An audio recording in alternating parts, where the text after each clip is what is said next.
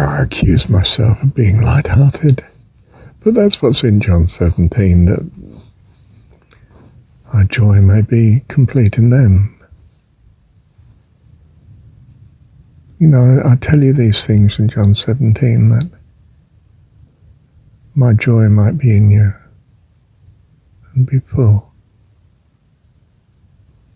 I've given them thy name.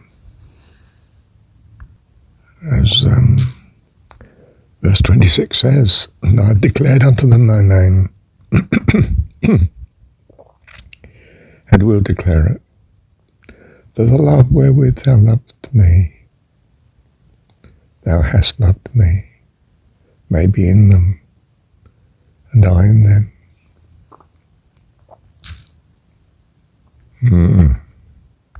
You see, when you come to the things of this world, with the, if you like, lack of belief, or the belief in no God, or the wrong God, if you like, not the personification of your values,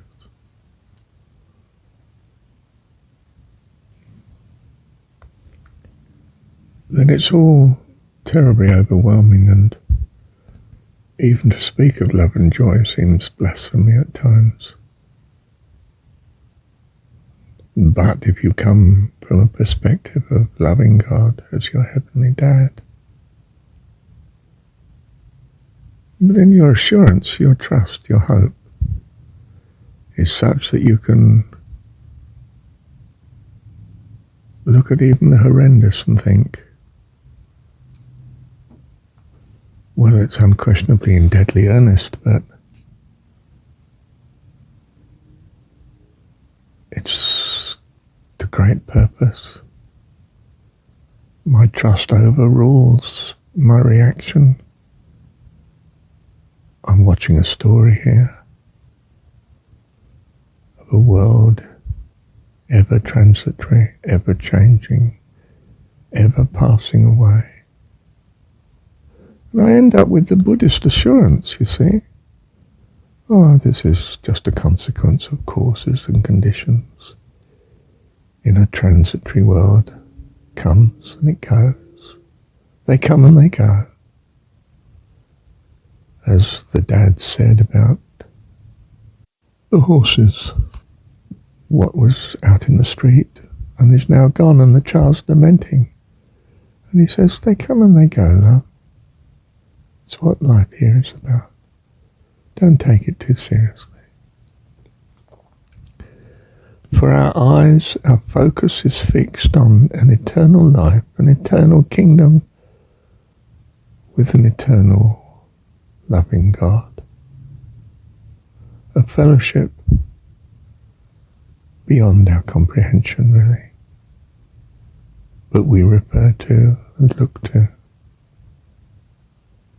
Thank you, Heavenly Dad. I want to say, incidentally, that dad referred to was one-parent dad. Not on good times. Being one parent can be tricky, to say the least. But he loved his daughter and wanted to give her assurance of the goodness of God. His God. Okay, he didn't understand that. I don't think he was religious. I wasn't at the time, or was I? Oh, it's not clear. I was at that changing time. I was a trainee social worker, and I was just visiting as a social worker in his house.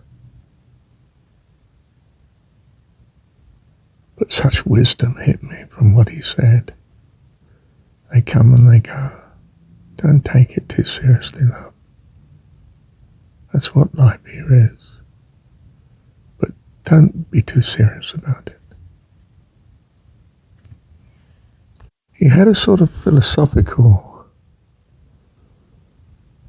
sight that was beyond the transitory. I don't mean he knew God, but he was getting closer, wasn't he?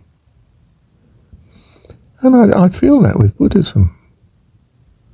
I mean, no wonder the laity simply end up worshipping the Buddha as God. Completely missed the message. It's typical of religion, isn't it? But the monks are just as astray because, well, they followed this guru, haven't they? Mythical guru. I mean that the Buddha is as much story form as the Jesus story.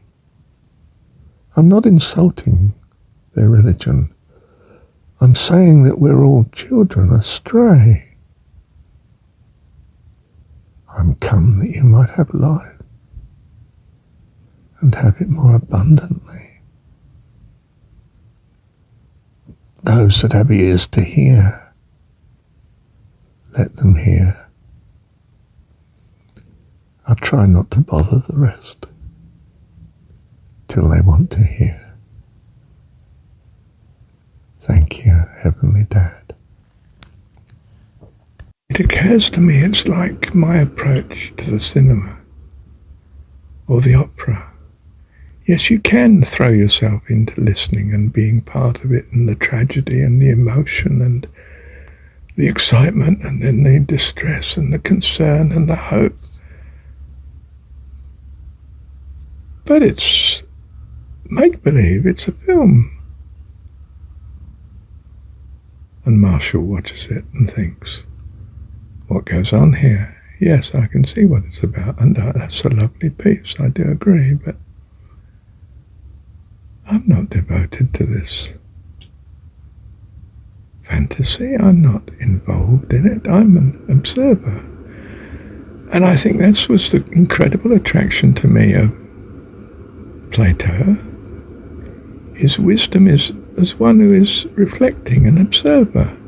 And that's what's in the Buddhist thing too. You step aside from your concept of self and look at it and think, where is self? Where is it? You can't pin it down. Why are we so entranced by this view? But from it, you see, you should say, oh, right, what is a better belief to have then, a better view to choose, since you are free now? Don't just remain in no man's land forever. That's death and suicide. Choose you this day whom you will love. For without life, your meditation is meaningless. And it's your life that's registering it. Nobody else's. It's you.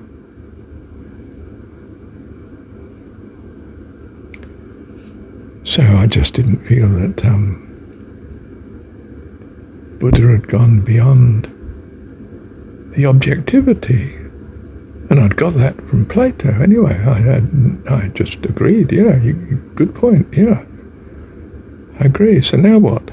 No, now what? Don't just revel in this revelation and sit there in the dark with your eyes shut forever. That is death. Isn't it the case that you actually could enjoy life or want to believe in life? For if you believe in death, there's no hope, there's no joy in that. You think that by miraculously sweeping away all the weeds, the flowers will grow. No, you have to plant flowers. You have to find seed from somewhere. What's the seed? Your hopes, your imagination. The way that having experienced this world, you can imagine better and move towards it. This is life. Fullness of life. But this is to digress. My point was, I look at the fullness of life as it is, and it's changing and passing away, as the Buddhist says. Everything passes here, in this universe. Materially, yes, got it right, and will become of no importance as time goes on, as it vanishes into obscurity, into the past. And you have what values you have then, not what you had at this moment, now. So yes, there is an objectivity, but it's one that chooses the way ahead. Choose you this day, in uncertainty, what you value, and worship that.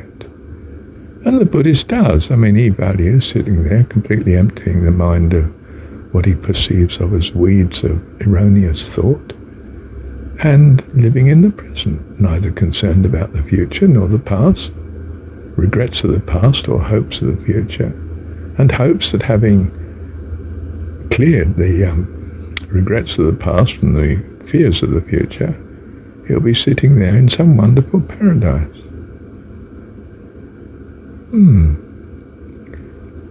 Shouldn't you specify what this paradise is, in case there's a whole choice of what you might be sitting in, or no choice at all? And be rather clear as to what you're aiming at, rather than what you're aiming at avoiding. Do you see, in a peculiar worldly way, Buddhism is a negativity.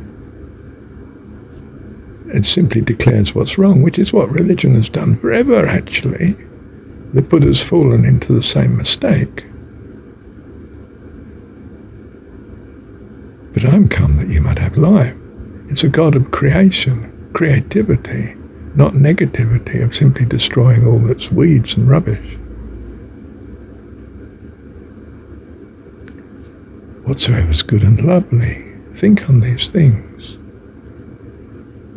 and you'll be transformed by a knowledge of your God, hopes of your God, visions of what you value. That is what you can worship, and then trust indeed, yes, that you find objectively the truth of the matter as you observe the world of good and evil and the consequence of each thought, each action, and accept or reject it accordingly. Not just accept the lot and go under, or dismiss the lot and have nothing.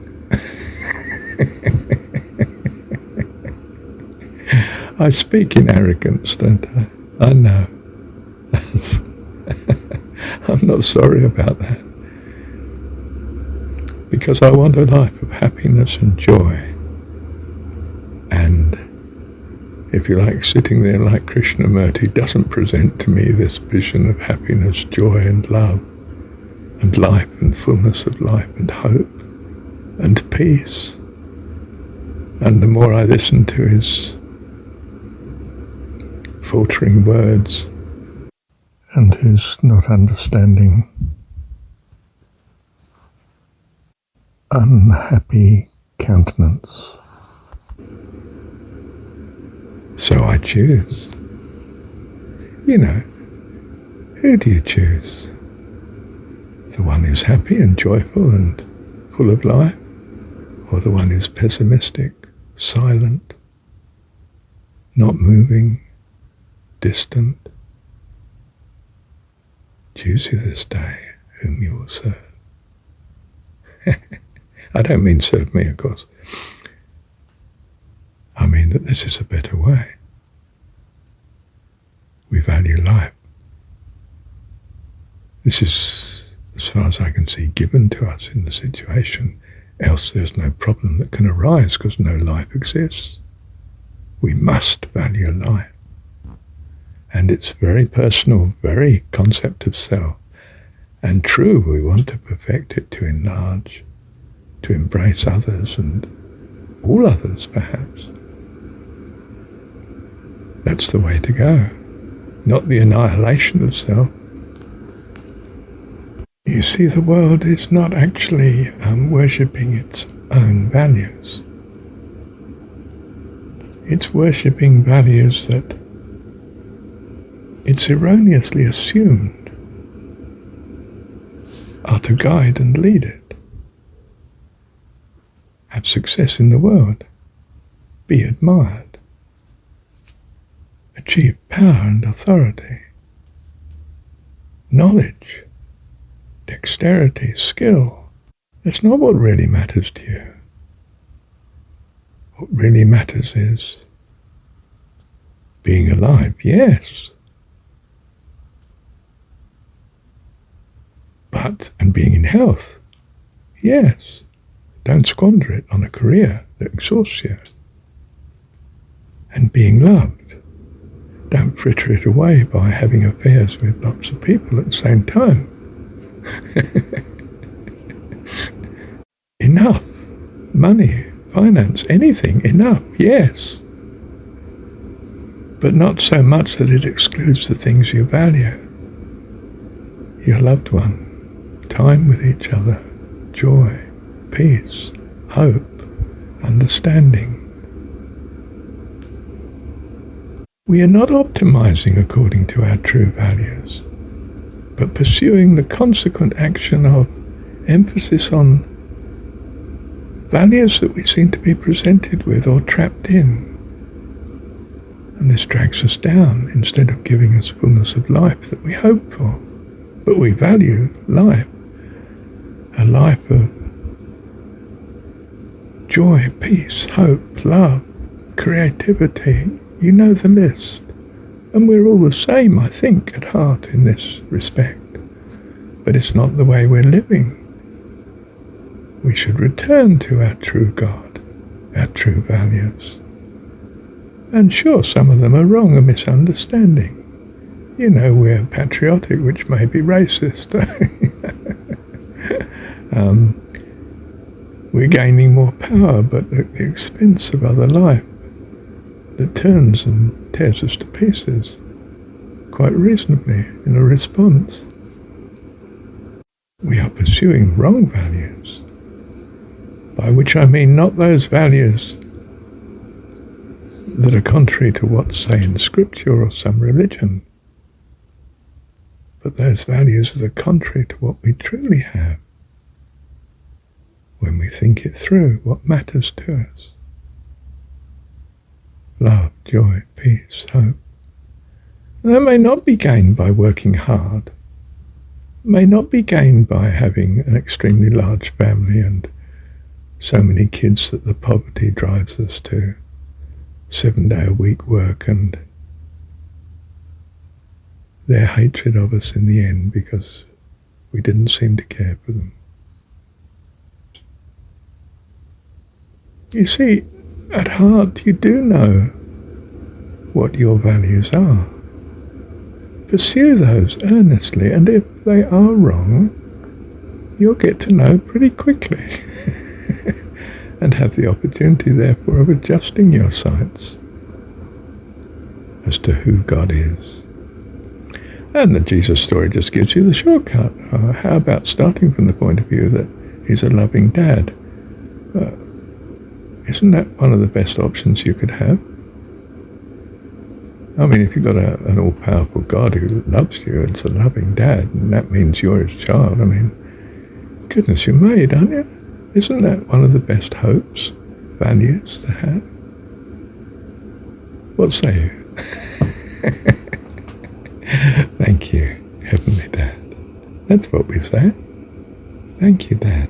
And our life is transformed by such practice, saying thank you, Dad. Look, I'm no more happy with philosophy either. I mean, to reason without the concept of God is to forever go in circles. If I don't know what I value, if I don't choose what I value, I won't have a goal. If I don't have a goal, there's no purpose, no hope, no point. There is no life. An ability to analyze life is very useful if you have life. But if you're not valuing life because you've decided you can't give a value to it, then your ability to analyze life is of no value. Because there's no life to value. You've got a redundant skill. It's like having a wonderful brain but no body to put it into action. You can't speak, you can't say the thoughts that you had, nothing. We must value life. So what is my God? He's the creator of life, all things that I experience. Not only that, but he's acutely concerned about my life. Else it means nothing to me, because I don't exist. I must exist to appreciate this God. Oh, I'm in a quandary. No, I'm not. Not if I believe he's my dad, I'm his child. I'm going to inherit his understanding of things, which is of life and love and creativity and the whole beyond universes of things that I don't know of yet. But I'm his child. My hope is unlimited. My joy escalates. I'm a product of his love and care. And I know it. Well, I trust in it. I keep getting confirmation of such, but you're never certain of anything in this world, are you? But I won't be in this world of uncertainty forever, thank God. I shall graduate to heaven. Thank you, Heavenly... Oh, hang on. And you with me. Thank you, Heavenly Dad.